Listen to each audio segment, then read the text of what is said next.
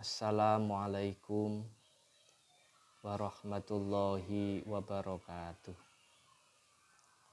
Teman-teman yang saya banggakan, pada kesempatan kali ini kita akan membahas tentang kepemimpinan dalam Islam.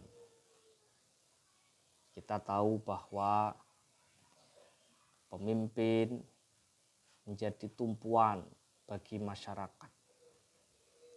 Islam menjelaskan bahwa kepemimpinan merupakan amanah, bukan sesuatu yang diminta, apalagi diperebutkan dan dikejar. Ada sebuah kisah dari Abu Dzar meminta suatu jabatan. Nabi Shallallahu Alaihi Wasallam kemudian bersabda, kamu lemah, dan ini adalah amanah sekaligus dapat menjadi sebab kenistaan dan penyesalan di hari kemudian bila disia-siakan. Hadis riwayat Muslim. Idealnya seorang pemimpin tidak boleh kita meminta, tidak boleh kemudian kita memperebutkan.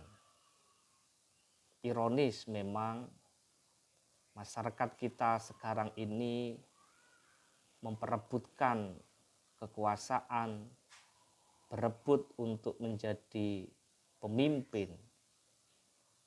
Dia lupa bahwa apa yang mendapatkan atau siapa saja yang mendapatkan amanah, hakikatnya beban itu sangat berat ketika di yaumil qiyamah. Syarat menjadi pemimpin menurut Islam ini ada 4. Yang pertama, seorang pemimpin harus mempunyai sifat siddiq, jujur, kebenaran dan kesungguhan dalam bersikap, berucap, dan bertindak di dalam melaksanakan tugasnya. Lawan daripada sifat siddiq adalah bohong. Dan ini yang sangat berat pada era saat sekarang ini. Kita tahu para pemimpin kita, baik para pemimpin yang ada di Indonesia, bahkan di negara-negara lain, kita disuguhkan pada ketidakjujuran pemimpin. Banyak yang hanya mengejar pencitraan demi memperebutkan sebuah kepemimpinan. Dia seringkali membohongi masyarakat. Dan ini adalah keluar dari koridor-koridor syarat menjadi pemimpin, yaitu siddiq, jujur. Dan ini juga termasuk daripada sifat Rasulullah Shallallahu Alaihi Wasallam.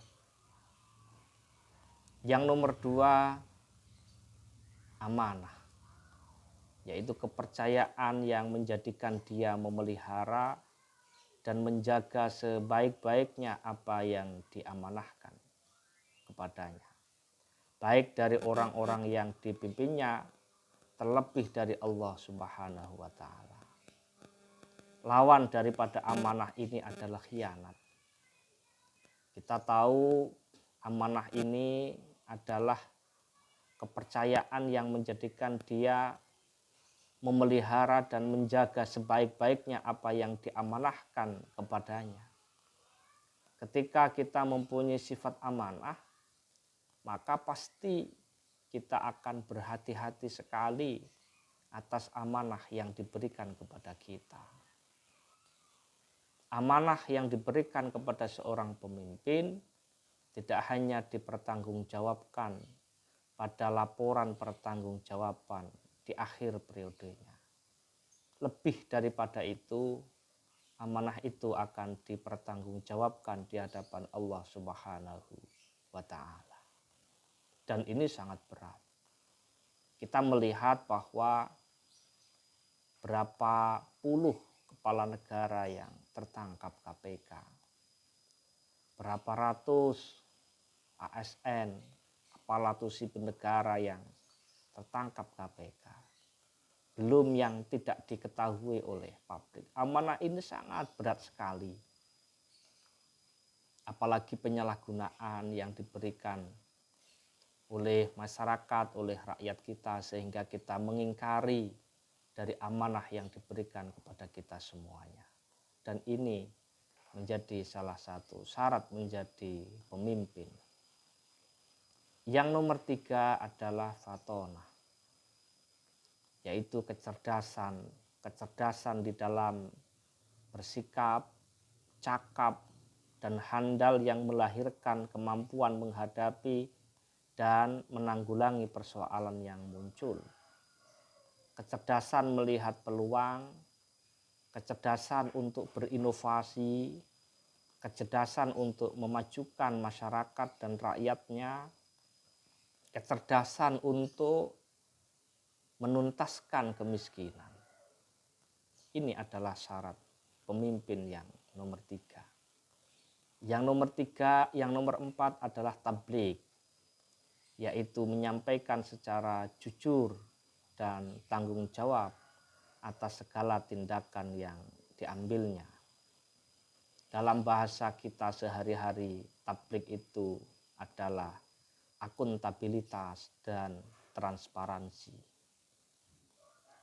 Kita harus transparan dengan masyarakat kita, berapa anggaran negara, berapa anggaran pemerintah, anggaran itu diperuntukkan untuk apa, siapa yang menerimanya, bagaimana manfaatnya, apakah sudah diawasi, dievaluasi oleh lembaga terkait atau belum, dan lain sebagainya.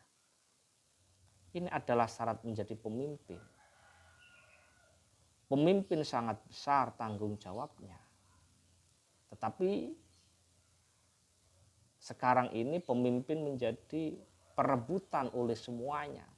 Baik ingin menjadi presiden Amerika, sampai berebut ingin menjadi presiden Republik Indonesia. Karena di dalam seorang pemimpin terkandung sifat-sifat nubuwah, sifat-sifat kenabian yang itu harus dipegang oleh seorang pemimpin. Selain keempat sifat di atas, perlu diketahui pula syarat pemimpin dalam Islam itu juga beragama Islam, beriman dan beramal soleh. Pemimpin harus beragama Islam, ini ada di dalam Quran surat Al-Maidah ayat 51. Ya. Penting sekali untuk kita bisa terapkan. Selama ada saudara kita yang seiman, seagama, sekaligus mempunyai jiwa sosial, punya amal yang solih, maka kita harus mendukung pemimpin yang mempunyai sifat, karakter, dan agama yang sama. Selanjutnya, selain mempunyai sifat nubuwah, pemimpin harus mempunyai niat yang lurus. Sesungguhnya setiap amal perbuatannya terkandung pada niatnya. Dan sesungguhnya setiap orang akan dibalas sesuai dengan niatnya. Apa niatan orang menjadi pemimpin? Apa motivasinya? Apakah dalam rangka memajukan, memakmurkan rakyatnya, atau justru ingin mengeruk keuntungan dari semua itu? Ini yang harus kita renungkan bersama. Selanjutnya, tidak meminta jabatan. Rasulullah Shallallahu Alaihi Wasallam bersabda kepada Abdurrahman bin Samurah radhiyallahu anhu, wahai Abdurrahman bin Samurah, janganlah kamu meminta untuk menjadi pemimpin. Sesungguhnya jika kepemimpinan diberikan kepada kamu karena permintaan, maka kamu akan memikul tanggung jawab sendirian. Dan jika kepemimpinan itu diberikan kepada kamu bukan karena permintaan, maka kamu akan dibantu untuk menanggungnya. Hadis riwayat Bukhari dan Muslim. Seorang pemimpin yang diberi amanah tanpa meminta jabatan, maka masyarakat yang mendukung menjadi bagian masyarakat yang harus mempertanggungjawabkan di hadapan Allah. Maka sebagai rakyat yang mempunyai hak untuk memilih seorang pemimpin, jangan kau gadekan amanah itu untuk orang-orang yang tidak bertanggung jawab. Kita tahu bahwa di dunia politik yang kita dengar ada istilah serangan fajar, penyogokan, suap sebelum pencoblosan. Apa yang dilakukan oleh calon seorang pemimpin dan masyarakat yang menerima suap tadi sama-sama akan mendapatkan siksa dari Allah Subhanahu wa taala. Ini na'udzubillah min dzalik. Maka jangan kau gadekan apa yang harus kita berikan kepada calon pemimpin. Suara kita diperjualbelikan dengan nilai 50.000, 100.000 dan lain sebagainya. Ini akan dipertanggungjawabkan dan ini tidak boleh bagi seorang pemimpin untuk meminta jabatan. Apalagi proses mendapatkan amanah pemimpin itu melalui suap, transaksional dan lain sebagainya. Yang selanjutnya berpegang pada hukum Allah. Dan hendaklah kamu memutuskan perkara di antara mereka menurut apa yang diturunkan Allah, dan janganlah kamu mengikuti hawa nafsu mereka. Apa yang kita lakukan harus didasarkan kepada hukum Allah. Artinya tidak boleh berdasarkan nafsu kita. Harus berpegang kepada apa yang telah ditentukan oleh Allah dan Rasul-Nya. Harus sesuai dengan Al-Quran, hadis, beserta tafsirnya, beserta ulumul hadisnya, beserta dengan fikihnya dan lain sebagainya. Yang selanjutnya memutuskan perkara dengan adil. Tidaklah seorang pemimpin mempunyai perkara kecuali ia akan datang dengannya pada hari kiamat dengan kondisi terikat. Entah ia akan diselamatkan oleh keadilan atau akan dijerumuskan oleh kezalimannya. Maka seorang pemimpin yang memutuskan perkara yang tidak adil, maka nanti di yaumil kiamah dalam kondisi terikat, bahkan bisa jadi akan dijerumuskan karena kezalimannya. Maka adil ini menjadi sangat prinsip bagi seorang pemimpin. Yang selanjutnya tidak menerima hadiah. Seorang rakyat yang memberikan hadiah kepada seorang pemimpin pasti mempunyai maksud yang tersembunyi. Entah ingin mendekati atau mengambil hati. Oleh karena itu, hendaklah seorang pemimpin menolak pemberian hadiah dari rakyatnya. Rasulullah SAW bersabda, pemberian hadiah kepada pemimpin adalah pengkhianatan. Hadis riwayat Tabrani.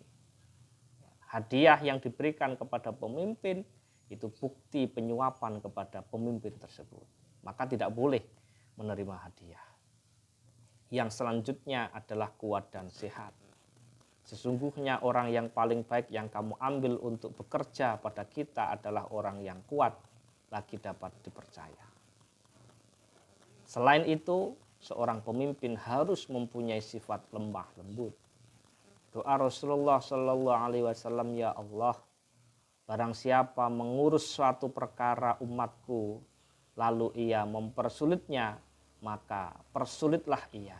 Dan barang siapa yang mengurus satu perkara umatku, lalu ia berlemah lembut kepada mereka, maka berlemah lembutlah kepadanya. Maka lemah lembut menjadi bagian daripada persyaratan menjadi seorang pemimpin.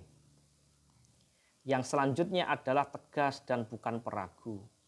Rasulullah Shallallahu Alaihi Wasallam bersabda, jika seorang pemimpin menyebarkan keraguan dalam masyarakat, ia akan masuk mereka. Oleh karena itu, tegas dan bukan peragu menjadi persyaratan bagi seorang pemimpin. Sehingga tugas pokok kepemimpinan, tugas pokok seorang pemimpin yang pertama, menyatu padukan orang-orang yang berbeda-beda motivasinya dengan motivasi yang sama. Kalau bahasa kita semuanya, menyatukan visi dan misi, menyatukan niat yang baik. Ini adalah tugas pemimpin. Yang nomor dua, mengusahakan suatu kelompok dinamis secara sadar. Perbedaan adalah sunnatullah. Tapi perpecahan itu menjadi tantangan seorang pemimpin dan harus diselesaikan bagi seorang pemimpin. Yang nomor tiga, menciptakan suatu lingkungan di mana terdapat integrasi antara individu dan kelompok dengan organisasinya. Harus membuat koridor-koridor yang harus dipatuhi oleh semuanya. Yang selanjutnya memberikan inspirasi dan mendorong anggota-anggotanya bekerja seefektif mungkin. Pemimpin harus menjadi uswatun hasanah, suri tauladan, mendorong anggota-anggotanya bekerja semaksimal mungkin. Jangan sampai pemimpin memotivasi kepada bawahannya untuk bekerja, tapi justru dia sendiri tidak mencerminkan bekerja secara sungguh-sungguh.